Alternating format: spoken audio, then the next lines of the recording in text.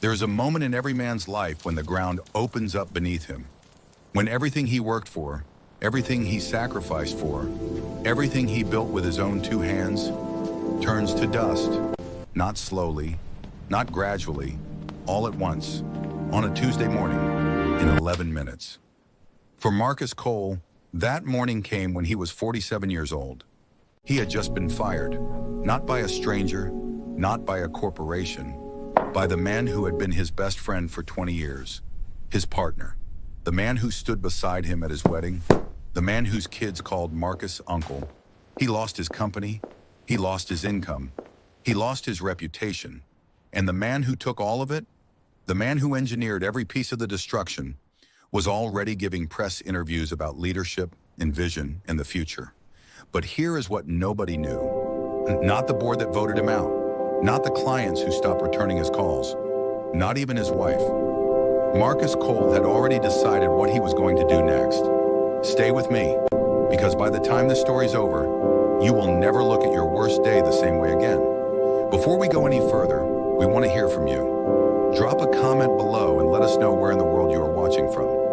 We would love to hear from you. And if you have not already, hit that subscribe button so you never miss any of our upcoming stories. We release powerful, real stories every single week, and you do not want to be the last one to find out. Now, let us go back to the very beginning, because to understand what Marcus Cole lost, you first have to understand what he built. And to understand what he built, well, you have to understand where he came from. Because men like Marcus Cole do not fall from the sky.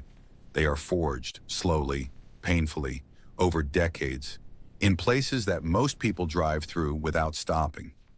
Marcus James Cole was born in 1966 in Youngstown, Ohio. If you have never been to Youngstown, let me paint you a picture. In the 1960s, Youngstown was a steel town, a working man's city, the kind of place where your father's hands were always calloused, where dinner was always on the table at 6, and where the measure of a man was not what he said, but what he did. The steel mills ran day and night. You could hear them from your bedroom window. You could smell the metal in the air. And most boys who grew up in Youngstown grew up knowing, without anyone ever telling them, that life was not something that happened to you. Life was something you showed up for, every single day, no matter how tired you were. Marcus's father, Earl Cole, worked the floor at Youngstown Sheet and Tube for 28 years. Not because he loved it, not because it was glamorous, because it fed his family, because it paid the mortgage on the house on Wick Avenue. Because Earl Cole was the kind of man who understood that a promise made was a promise kept. And he had made a promise to his wife, Patricia, when they got married in 1963, that she would never have to worry about where the next meal was coming from. Earl Cole kept that promise every single day for 28 years. Whether the mill was hot, or the Ohio winter was brutal, or his back was giving him trouble. Marcus was the second of 3 children. He had an older sister, Diane, and a younger brother, Raymond. They grew up in a house that was small, but never felt small, because Patricia Cole had the rare gift of making 4 walls and a roof feel like enough. She cooked from scratch every night. She sewed the kids' Halloween costumes by hand. She ran the household accounts in a little green ledger book she kept in the kitchen drawer, and she knew to the penny where every dollar went. Marcus would later say, when he was building his own company, that the most important business lesson he ever learned came not from a textbook or a professor or a mentor. It came from watching his mother balance that green ledger book at the kitchen table every Sunday evening. He was not a remarkable student in the conventional sense. Good. Hold on to that. He was not the boy who won the science fair or gave the valedictorian speech. But he was the boy who, at 14 years old, Mara started mowing lawns in the neighborhood for $2 a cut. By 15, he had expanded to 3 streets and raised his rate to $4. By 16, he had saved enough to buy a second-hand lawnmower of his own so he could stop borrowing his father's. His father never asked for a cent of that money, but he noticed. Earl Cole was the kind of man who noticed everything and said very little. And one evening when Marcus was 16 and had just come home from a full Saturday of mowing, his father sat down across from him at the kitchen table. You must be strong now. Looked at him for a long moment and said, Good. Hold on to that. You got something in you, son. Don't you ever let anybody take it. Marcus Cole never forgot those words. Not when things were good, and especially not when things were falling apart. He graduated from high school in 1984 and enrolled at Youngstown State University on a partial academic scholarship, supplemented by a part-time job at a hardware store downtown. He studied business administration, not because it was his passion, but because he was practical. He had watched his father work 30 years for a company that eventually closed the plant and moved the job somewhere cheaper. He had watched what that did to a man who had given his best years to an institution that had no loyalty to give in return. Marcus Cole decided before he was 20 years old that he was never going to be at the mercy of someone else's decision about his livelihood. He was going to build something of his own. He graduated in 1988 with a degree and no connections, no family money, and no roadmap. He took a sales job at a small trucking company in Columbus, Ohio, because it paid a salary and offered a commission structure, and Marcus Cole understood commissions. He understood that if you were willing to work harder than the man next to you, a commission structure was the most honest system in the world. You got what you earned, nothing more, nothing less. He thrived in that environment. Within 18 months, he was the top performing sales representative in the office. Within 3 years, he was managing a team of 6. He was 25 years old, earning more money than his father had ever made, and he was just getting started. It was during those Columbus years that Marcus met Sandra Wheeler.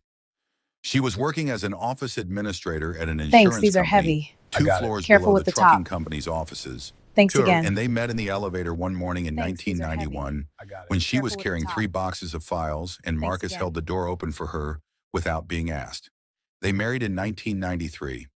Sandra Wheeler Cole was not a flashy woman. You look absolutely She was not the stunning. kind of person who needed the spotlight, but I love she you was the too. kind of person who, when she stood next to you, made you feel like you were capable of more than you thought you were. Marcus has said more than once You that he look would not absolutely have had the stunning. courage to I start love his you own so company without much. Sandra. I love you too. Not because she pushed him, because she believed in him so completely and so quietly that her belief became indistinguishable from his own. The By quarterly projections are 1995, in, Marcus had moved and the from that risks, trucking company we to a mitigate them. regional The board logistics expects firm, consensus. one where he spent The 5 situation years is learning the delicate. We must proceed operational with side caution. of the business. Agreed. I have a Not plan, just but it's selling risky. contracts, Go on. but understanding how freight moved, how routes were optimized, how relationships with carriers were built and maintained. He was learning the entire machine from the inside. He was storing everything he learned. He was patient.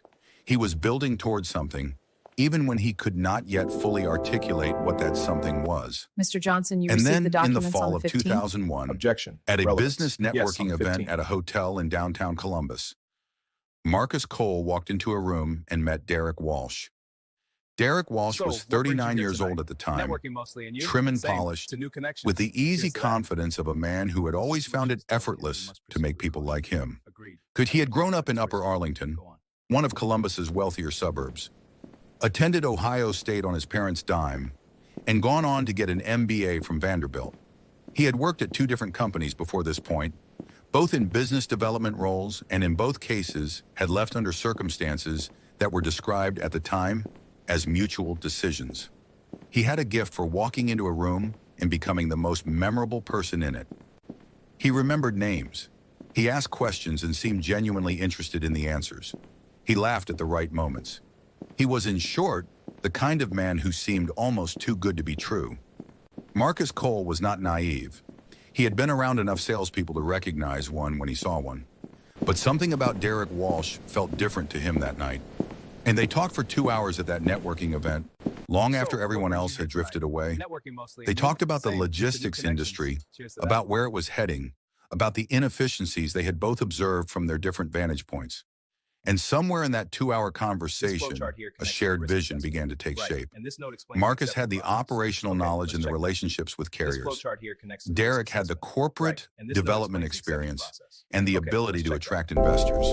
Together, they could build something that neither of them could build alone. They met for lunch 3 times in the weeks after that event. Then they met for dinner. Then they started drafting a business plan on a yellow legal pad at Marcus's kitchen table. Sandra made coffee and brought it in without being asked, and then left them alone. This flowchart here Because connects she to the risk understood that assessment. something Right, important was and this note happening. explains the exception process. By January Okay, of let's check that. 2002, the 2 men had a partnership agreement drawn up. By March, they had their first investor commitment. A Mr. modest Johnson, you amount, received the documents but on the enough to get 15th? started. Objection. By the summer of Yes, on the 15th. 2002, Marcus and Derek Walsh had leased a small office space in a business park outside Columbus and hung a sign on the door that read, Cole Walsh Logistics Solutions. Marcus ran operations. He was the engine. He handled the carriers, the client service agreements, the routing, the staffing, the day-to-day mechanics of actually moving freight from one place to another reliably and at competitive prices. Derek ran relationships. He was the face of the company at industry conferences, the voice on the phone when a major client needed to be wooed, the man who flew to Chicago or Atlanta or Dallas to close the deals that Marcus would then spend weeks and months fulfilling with absolute precision. It was, by any measure, a genuinely complementary partnership. Each man did what the other could not, and in the early years, it worked beautifully. By 2004, Cole Walsh Logistics had 32 employees and a client roster that included several regional manufacturers and distributors who were happy to shift business away from the large national logistics